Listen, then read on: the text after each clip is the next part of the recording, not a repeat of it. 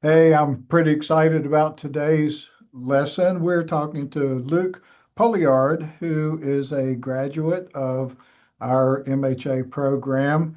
Luc is a consulting analyst now for Huron, and I can't wait for him to tell us more about what all that means. But Luc, tell us, I seem to remember that you went and got your undergrad from someplace else, but then you came here for grad school. Why did you pick UCF?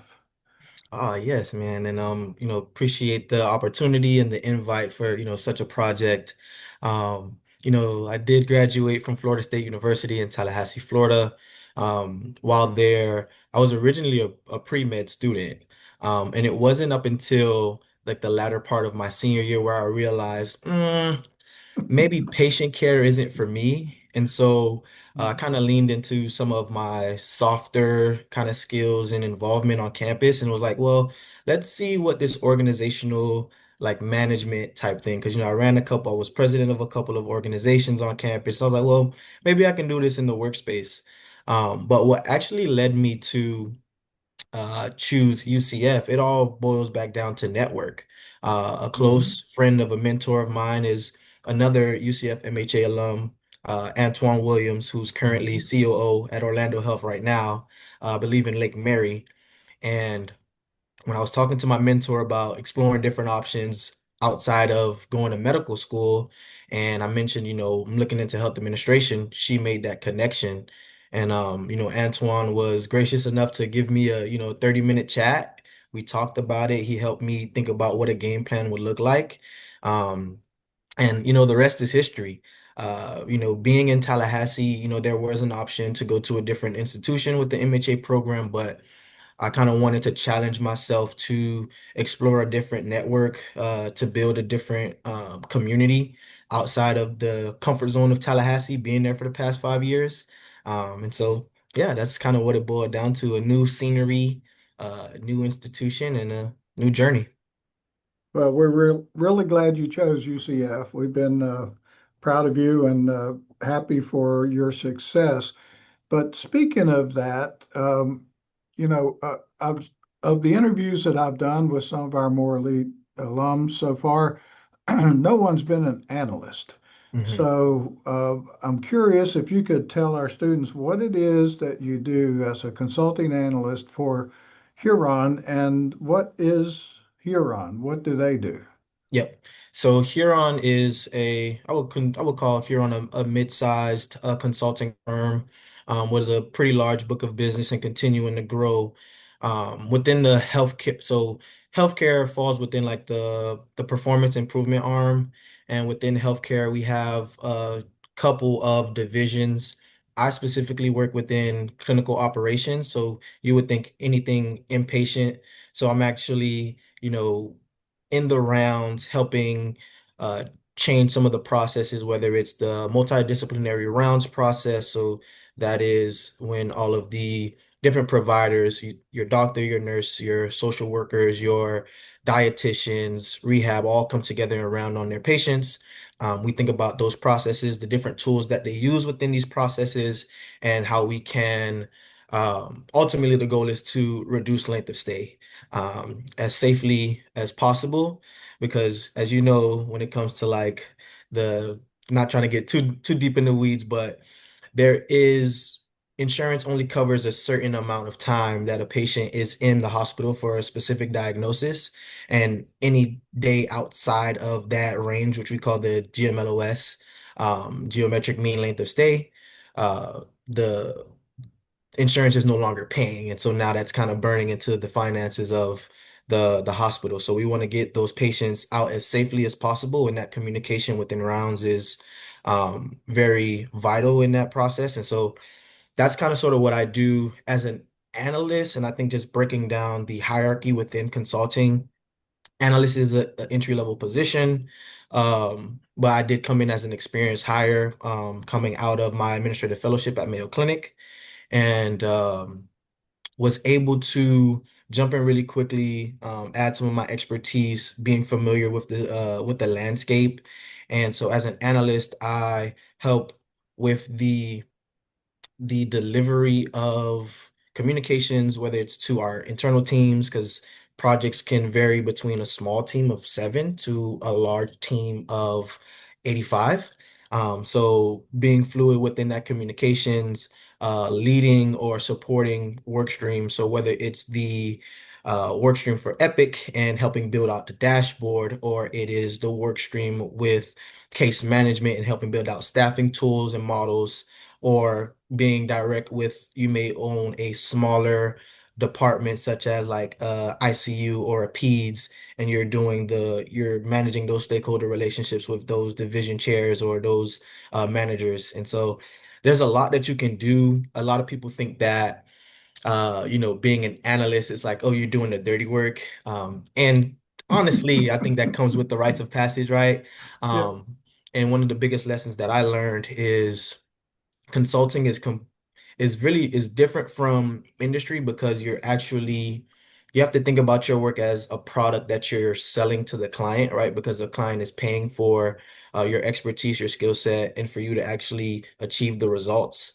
And so everything has to be kind of pristine. And so when even when it comes down to um, fonts and formatting on PowerPoints Mhm. and all of those documents, those little things go a very long way in terms of like credibility and reliance, right? Because like you may think it's nothing really big, but on a someone who's paying for an output of something, it's like, well, if I see negligence in a format or a misspelling, then I'm going to be more critical about everything else.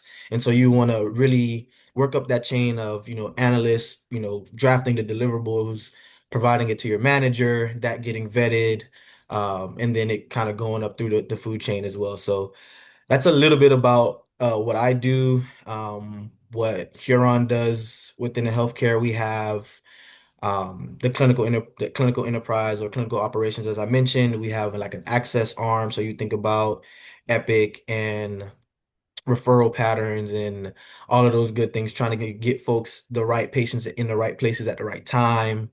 We have revenue cycle, supply chain, pharmacy, all kind of different spaces within the healthcare arm at Huron. So it's a great place to work. Been here for 2 years and loving every minute of it. So when students ask me about consulting, I tell them that my experience is that there are two ways to do it. You can pretty much jump into consulting right out of school, hungry, and talented, and just go for it as an analyst or as a consultant. Or you can work for 20 some years and get a title and a position and some credibility and then try to jump over. In all the presentations that I've experienced during my career from top level consultants, there was very often someone in the room making that pitch who did what you did. They started out at the bottom, they spent 20 years with the company, they worked their way up into, very significant positions. So consulting is an awesome career segment that we don't talk much about in our program. I'll Hmm. also mention that based on the way you describe your current job, I see you more as almost like an operational scientist, right?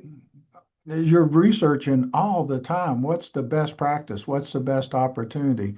How can I best help this client achieve their goals? And that just, I mean, that sounds like an awful lot of, you say grunt work, but isn't that kind of a refreshing approach to research to be able to apply it?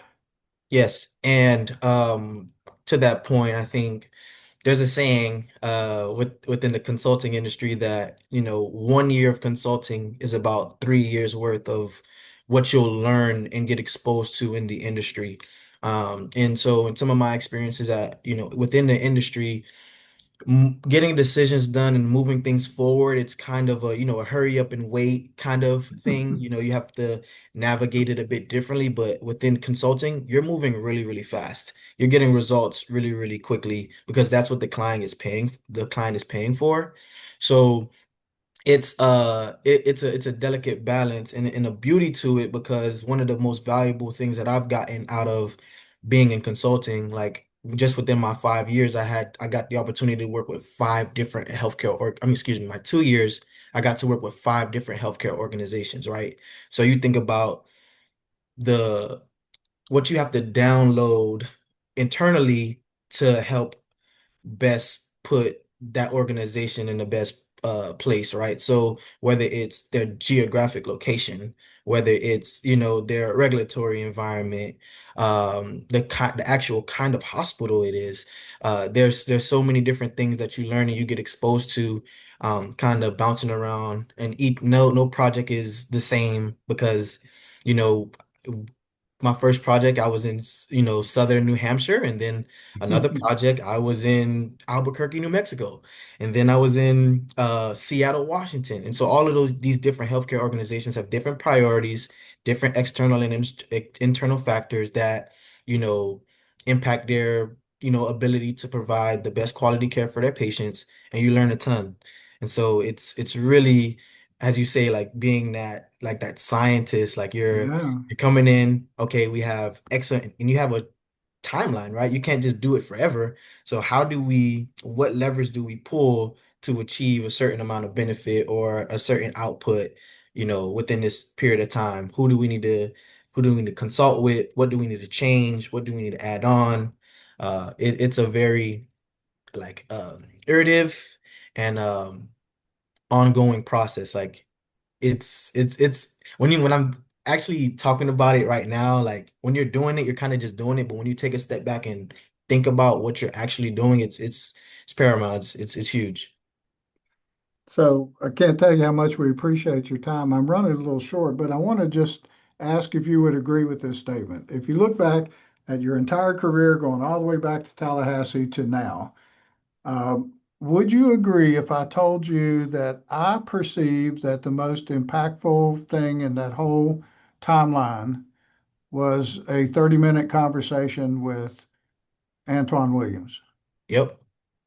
Because that pointed you in our direction. Our program helped to get you to a point where you could qualify for the fellowship, blah, blah, blah, blah, blah. But Hmm. I would say, that's a networking thing.